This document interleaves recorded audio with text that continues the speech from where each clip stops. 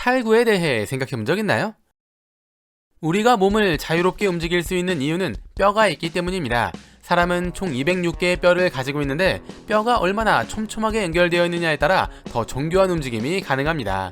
손은 한쪽에만 27개의 뼈를 가지고 있어 우리 몸 중에서 가장 정교한 움직임을 할 수 있는 것이죠. 그런데 가끔 팔이 빠졌다고 말하는 사람들이 있습니다. 몸에 연결되어 있는 뼈가 빠졌다는 것이 잘 이해가 되지 않는데 팔이 빠졌다는 건 정확하게 무엇을 말하는 것일까요?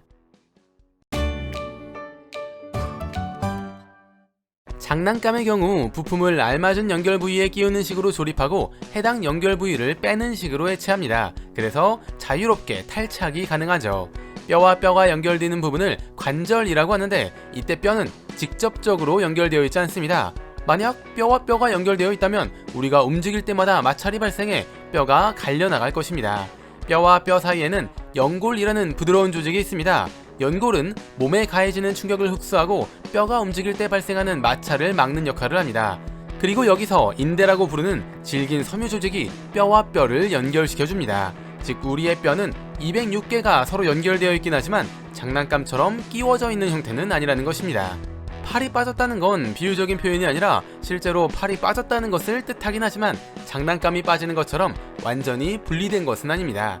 정확히 말하면 뼈가 원래의 위치에서 벗어났다는 뜻으로 탈골 혹은 탈구라고 부릅니다.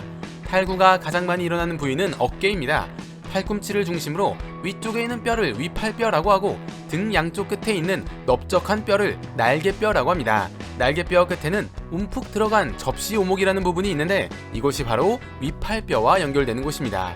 팔이 빠졌다는 건 위팔뼈와 날개뼈의 연결이 끊어졌다는 것, 위팔뼈가 접시 오목에 있지 않고 어긋난 상태를 말합니다.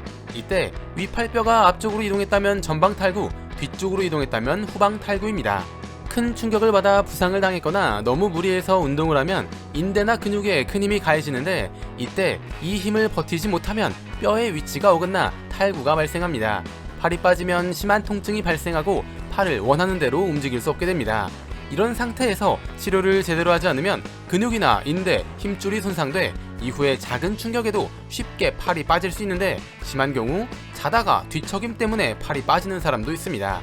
이것을 습관성 탈구라고 부릅니다.